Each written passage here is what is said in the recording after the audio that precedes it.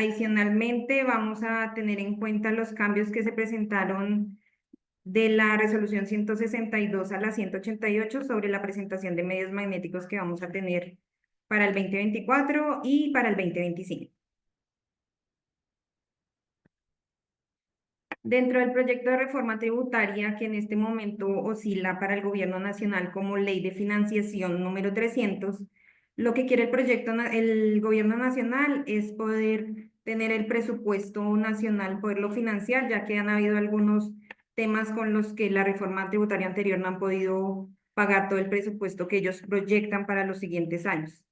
Entonces, dentro de los cambios o los aspectos más importantes que vamos a tener en esta reforma tributaria, pueden estar afectando la renta de personas naturales, la renta de personas jurídicas, el impuesto al patrimonio, el impuesto a las ganancias ocasionales, la retención en la fuente y el impuesto sobre las ventas.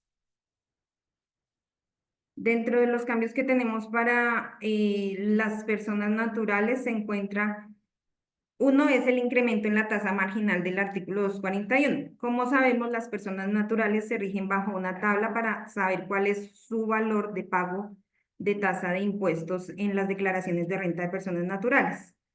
Esa tabla oscila en este momento, entre el 19 y el 39% de tarifa para renta. Lo que quiere el gobierno es que la tasa que quieren incrementar es la del 39% para que tenga un aumento del 41%. Entonces, las personas que tengan su rango en el 39% aumentarían su tasa al 41%, lo que haría que pagaran más impuestos. Otra de las proyecciones que tiene el gobierno nacional es incrementar el porcentaje que se tiene para poder tomar como deducción todo lo que se generan por compras con facturación electrónica y medios electrónicos. Actualmente esta tarifa está en el 1%. Entonces nosotros nos podemos tomar el 1% o las personas que tienen costos o deducciones, el 1% sobre los valores que están facturados electrónicamente. A partir de la aprobación de esta reforma tributaria, lo que quiere el gobierno nacional es incrementar para el año 2025 ese porcentaje en el 5% y para el año 2026 el 3%. Los años siguientes volvería a ser el 1% y este valor no puede exceder de las 240 OET, que son 11.296.000 pesos. Entonces, eso es lo que en este momento el gobierno nacional pues tiene en su proyección. Y también, como sabemos, en la reforma la 2276, el gobierno nacional incrementó un tema que es podernos tomar como dependientes, adicional dentro de nuestra deducción, dependientes adicionales, que proyectaban ser una adición de 72 VTs. ¿Qué pasa? En el año anterior, eso aplicaría para dos contribuyentes. Quiere decir, si mi esposo y yo trabajamos, entonces para ambos aplicaba este beneficio. Con la reforma que quieren proyectar en este momento, solamente quieren aplicar ese beneficio para un solo contribuyente. Entonces ya no se aplicaría para ambos contribuyentes, sino solamente para uno. Con respecto a las rentas de persona natural, este proyecto lo que quiere implementar es cambiar la tarifa que en este momento está del 35% para las personas jurídicas. Entonces, sobre la renta líquida aplicábamos el 35% y este sería nuestra base de imposición ya después de descuentos tributarios o la retención que se aplica. Entonces, la variación del proyecto es que ahora quieren delimitar el tema de rangos de porcentajes dependiendo cada año. Entonces, esto quiere decir que habrán tarifas diferenciales. Estas tarifas diferenciales están comprendidas entre el 27 y el 34%.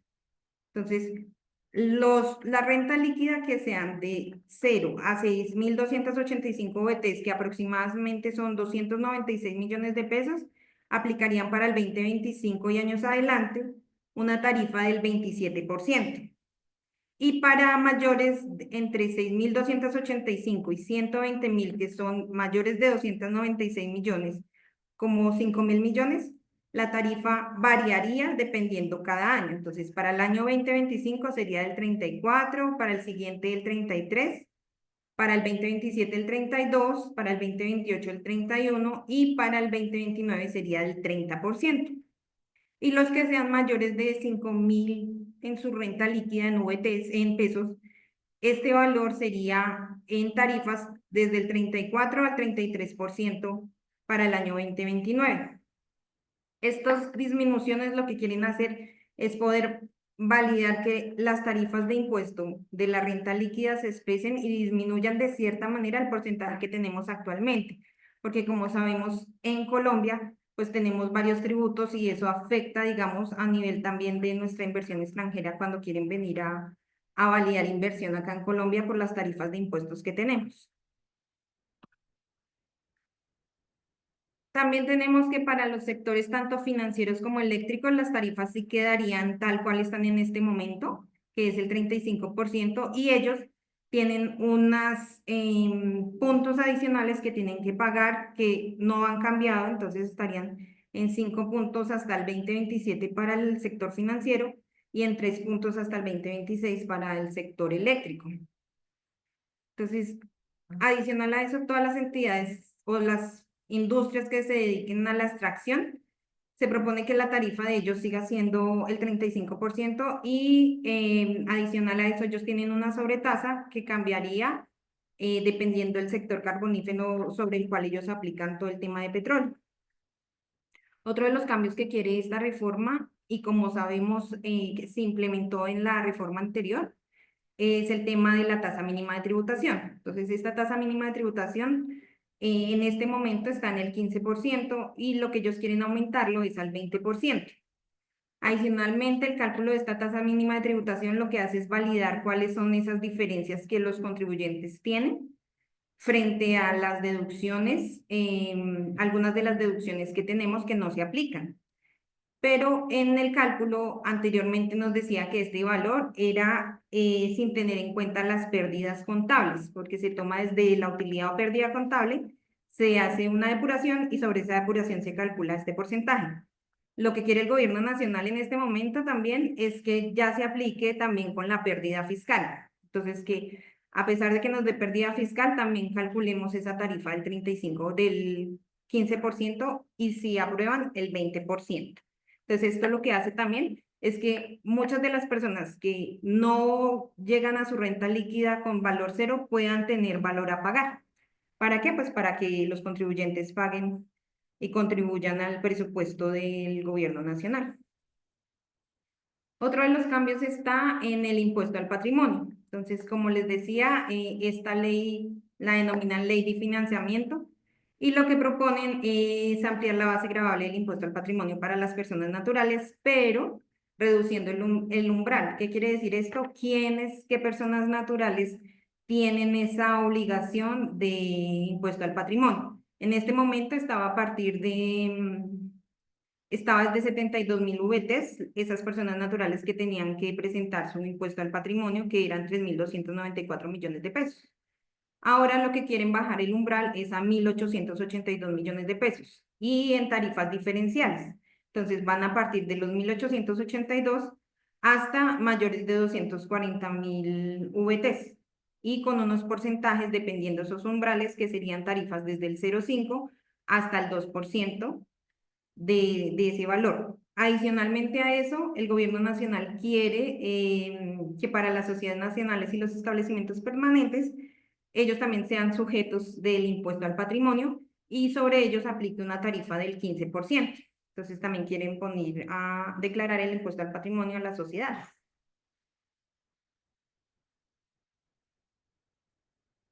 Cambios que también se presentan en la retención en la fuente, entonces, así como en la declaración de renta a las personas naturales aplica el aumento de la tarifa del 39 al 41%, lo mismo pasa en la aplicación de la retención en la fuente cuando tenemos aplicación del artículo 383. Entonces, en este orden de ideas, para ellos también las personas que tengan esos aumentos, que son ingresos muy altos, tendrán una tarifa de retención en la fuente del 41%.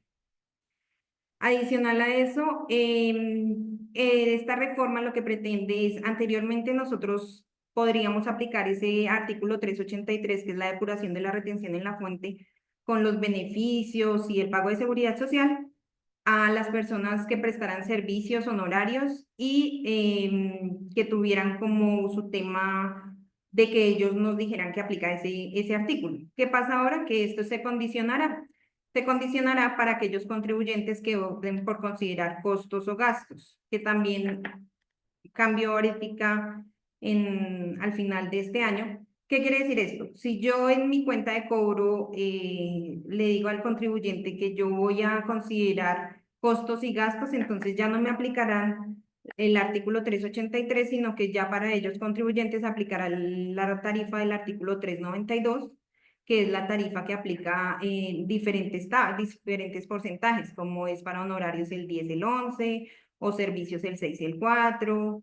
Entonces, aplicará este tipo de servicios para las personas que consideren o elijan incluir costos y deducciones en su declaración de renta, pero esto tiene que ser informado por el contribuyente o por la persona que nos genera la cuenta de cobro.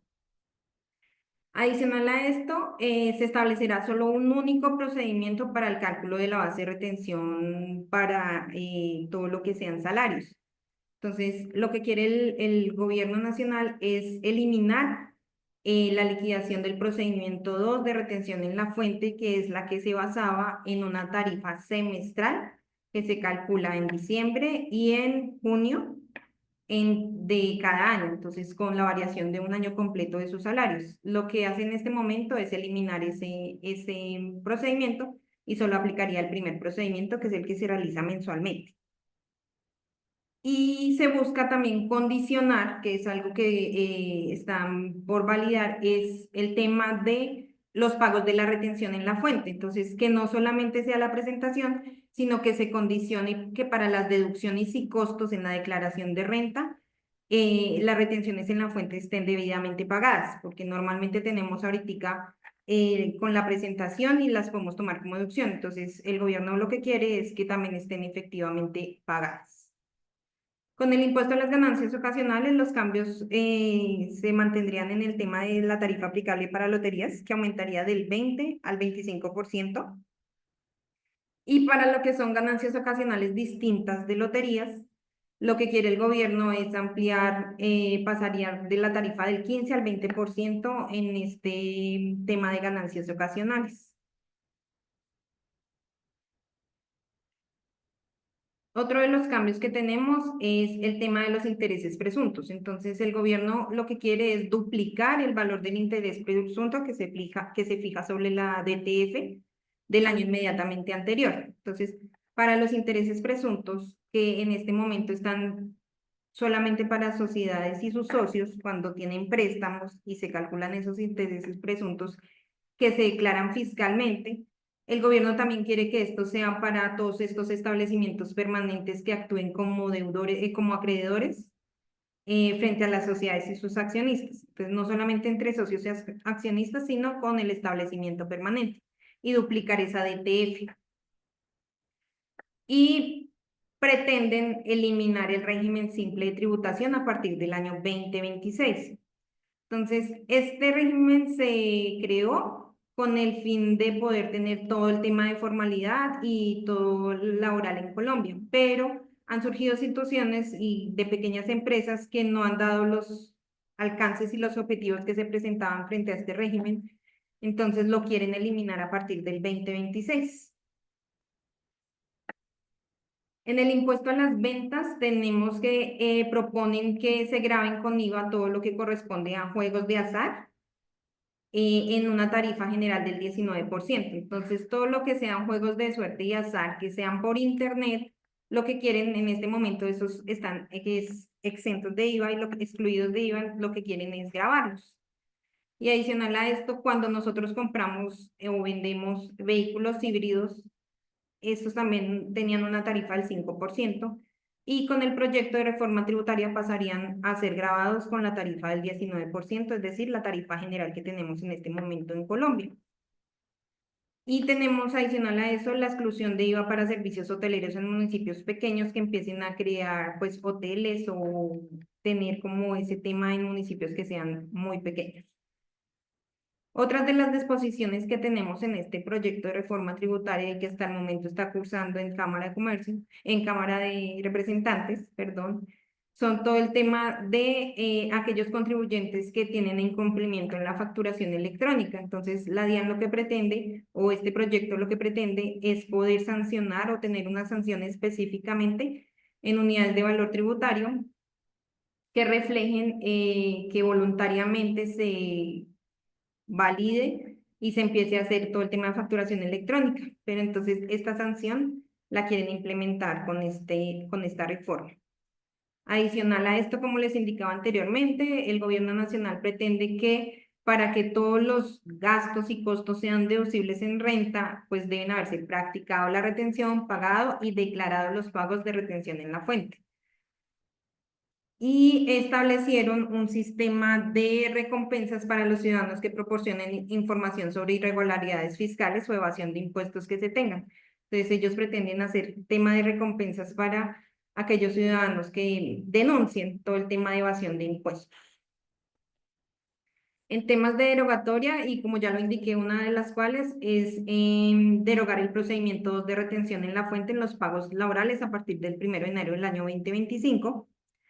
También pretenden derogar el beneficio de auditoría que había sido prorrogado por la Ley 2294 del 2023 para los años 2024, 2025 y 2026. Entonces, este beneficio de auditoría que pretende que la declaración de renta quede firme a los 6 o a los 12 meses sería derogado si el proyecto de ley que está en curso en este momento es aprobado. Y también se derogaría el artículo 869-1 del Estatuto Tributario, que establece el procedimiento especial de abuso en materia tributaria. Estos son algunos de los artículos que este proyecto pretende derogar, o sea, eliminar.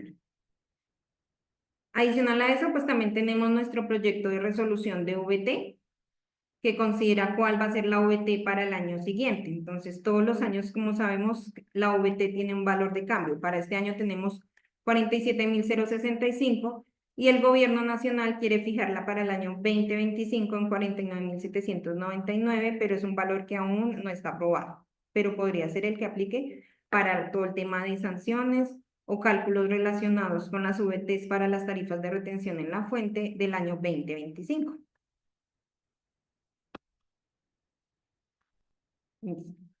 Con respecto a todo el tema de modificación de presentación de información exógena, entonces, como nosotros conocemos, todos los años nosotros debemos presentar ante la DIAN la información exógena, que es el resultado de todas las operaciones que tenemos con las personas con las cuales generamos nuestra operación. Entonces, la resolución de medios magnéticos que está en este momento, está la resolución 162 del 31 de octubre del 2023. Lo que hizo el gobierno nacional fue modificar o adicionar algunos artículos de esta resolución con la resolución 00188 del 30 de octubre del 2024. Dentro de los cambios o modificaciones más significativas está que modifica 10 artículos de esta resolución de la 162 y adiciona 12 artículos. Entonces, ¿qué detalles tiene esta resolución para la presentación? Entonces, entre los cuales encontramos el detalle de las obligaciones de socios accionistas sobre la enajenación de activos. Entonces va a tener más detallado varios artículos y conceptos donde tenemos que reportar todo el detalle de las obligaciones de socios accionistas sobre la enajenación de sus activos o de acciones o partes de interés social que vendan.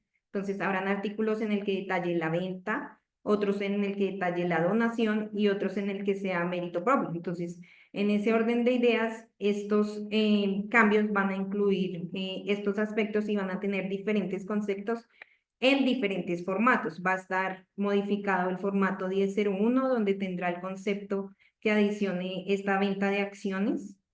En el tema de patrimonio también va a tener este cambio, donde van a incluir estos ítems de venta de acciones, tanto sean donaciones o sea la venta como tal.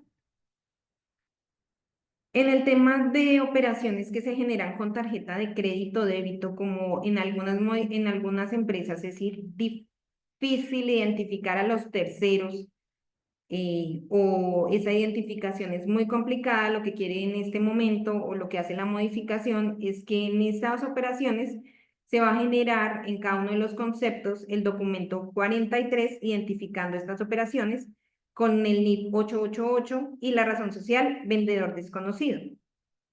para disminuir como el rango de terceros que se pretenden reportar, pero esto solamente aplica en las operaciones que sean con tarjeta débito o crédito.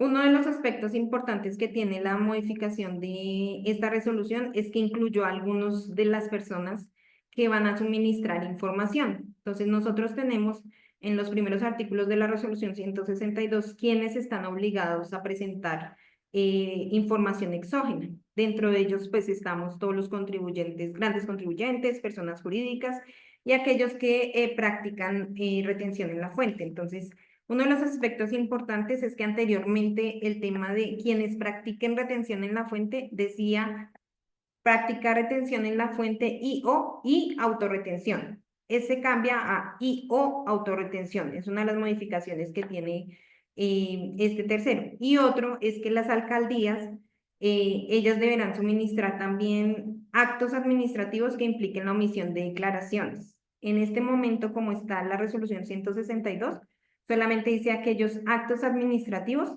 en los que no se haya, tengan algún tema anterior, o sea, que tengan deudas anteriores o no hayan presentado anteriormente. Y lo que quieren ahorita es que las alcaldías también reporten cuáles actualmente tienen esa omisión en la presentación de la declaración de industria y comercio. Adicional a eso, en nuestros personas que tienen que declarar esa información exógena, encontramos también que van a empezar a todo el tema de tecnología. Entonces, el Ministerio de las TIC tendrá también que ser un agente del cual suministre información sobre todas aquellas operaciones que sean de tecnología. La resolución 188 cambia los plazos de presentación de información exógena. Entonces, esta resolución tiene en su calendario, es por días hábiles, no nos va a decir una fecha, sino que cuando la determinemos va a decir es en el noveno día hábil del mes de mayo, en el noveno día hábil del mes de abril, ¿sí? Entonces, para los grandes contribuyentes, teniendo en cuenta esos días hábiles, sus medios magnéticos empezarán desde el 25 de abril y terminarán aproximadamente el 13 de mayo. Y para las personas jurídicas y naturales, como les indico, dice desde el noveno día hábil del mes de mayo hasta el noveno día hábil del mes de junio. Entonces está más o menos entre el rango de el 9-13 de mayo y el 13 de junio, que es como un mes en el que siempre nosotros estamos con la presentación de la información exógena. Implica también esta modificación? Que hay nuevos formatos. Como les indicaba al principio, para todo el tema de venta de acciones y partes de interés social, porque anteriormente los artículos solamente decía para acciones, estaba pendiente de partes de interés social y otras especificaciones, van a haber nuevos formatos donde el contribuyente tendrá que especificar esta venta de acciones que anteriormente no se tenía y estos formatos pues deberán ser suministrados por los contribuyentes a la DIAN. Algunos de los formatos que están pensando implementar en este momento no se implementarán todos para el 2024. Entonces, por eso será una progresividad en la información. Habrán formatos que se presentarán en el 2025 y otros que aplicarán exactamente en el 2024.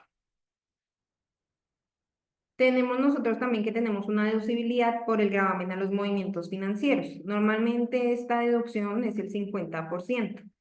Ahora lo que quiere la información exógena es que se reporte en un concepto diferente al concepto que veníamos manejando que aplicaba de impuestos. Entonces, todo lo que sea gravamen a los movimientos financieros será ahora reportado con el concepto 5101 en el formato 1001. Entonces, para que tengan en cuenta estos conceptos que son súper importantes al momento de presentar la información. En el tema de descuentos tributarios, entonces, como sabemos, algunos contribuyentes reportan sus descuentos tributarios. Entonces, en los descuentos tributarios va a empezar a implementarse o adicionarse todo lo que tenga que ver con temas de tecnología que anteriormente pues no se reportaba y también va a estar modificado todo el tema de esos mismos descuentos para el régimen simple de tributación. Entonces, estos descuentos serán reportados en el formato de descuentos tributarios 1004 con las especificaciones que sean temas de tecnología o temas de ecología, que también se está empezando a reportar. Y tenemos que nuestro formato donde reportamos todo el tema de nuestro IVA descontable, vamos a empezar también a reportar todo el IVA que se genera como mayor valor del costo. ¿Eso qué quiere decir? Que cuando compremos un activo fijo, que es mayor valor que el IVA es mayor valor del costo o gasto, o del activo fijo, vamos a empezarlo a reportar en el formato 1005. Entonces, el formato 1005 tendrá la modificación donde se incluya este valor. Y finalmente tenemos que se solicitarán a aquellas entidades sin ánimo de lucro que pertenecen al régimen especial todo lo que corresponde a la destinación y ejecución de los beneficios. ¿Qué pasa? Las entidades de régimen especial, ellos tienen que reportar cuál fue la destinación y la ejecución de los excedentes que tuvieron durante el año 2024 o años anteriores, para cuál va a ser su destinación. Este monto o a qué corresponden cada uno de esos rubros sobre los cuales van a ejecutar ese beneficio o excedente, tendrán que ser reportados a partir del año 2025. Entonces, dentro de la información de la actualización que tenemos, estamos a la espera pues de que el gobierno nacional apruebe la reforma tributaria y el valor de la OET para el próximo año. Estos son algunos de los cambios que se generarían y adicional a eso, pues también tenemos el tema de las modificaciones que se presentarán en información exógena. Entonces, en el caso de la presentación de información exógena, deben tener en cuenta ambas resoluciones. Entonces, la resolución 162, que es la que regía para todo el tema de presentación del 2024, con sus modificaciones y adiciones que apliquen para el 2024, porque algunas de esas modificaciones también serán aplicables, pero hasta el 2025. Entonces, estas son algunas de las novedades tributarias que tenemos para el 2025 que queríamos compartirles a ustedes. Esperamos pues sean de mayor información y ya cuando tengamos aprobada pues nuestra reforma tributaria que esperaríamos igual que el año pasado entre el 13 o el 15 de noviembre de diciembre, que fue la última que aprobaron, la estén aprobando, todavía está en la Cámara y en aprobaciones porque quieren cambiar algunas cosas que están dentro de esta reforma con los contribuyentes, entonces por eso no ha sido aprobada. Estaríamos compartiendo la reforma ya cuando esté totalmente aprobada. No sé si tienen alguna duda o inquietud.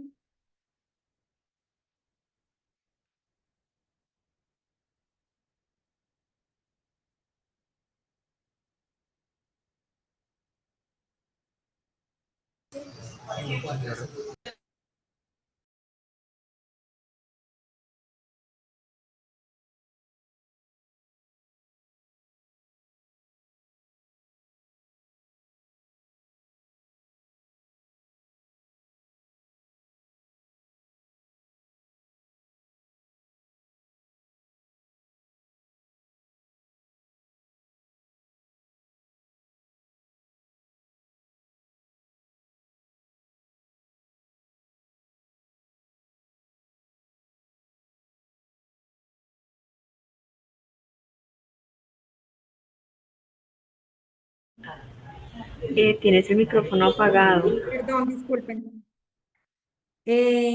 Bueno, veo que no tienen ninguna inquietud.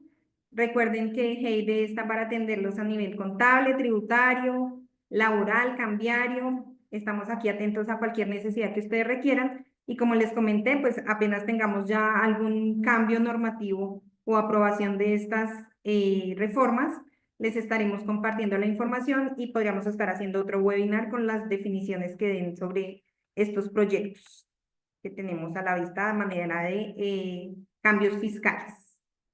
Fue un gusto estar con ustedes. Cualquier cosa, con mucho gusto, estamos atentos. Muchas gracias. Muchas gracias. Gracias, buen día.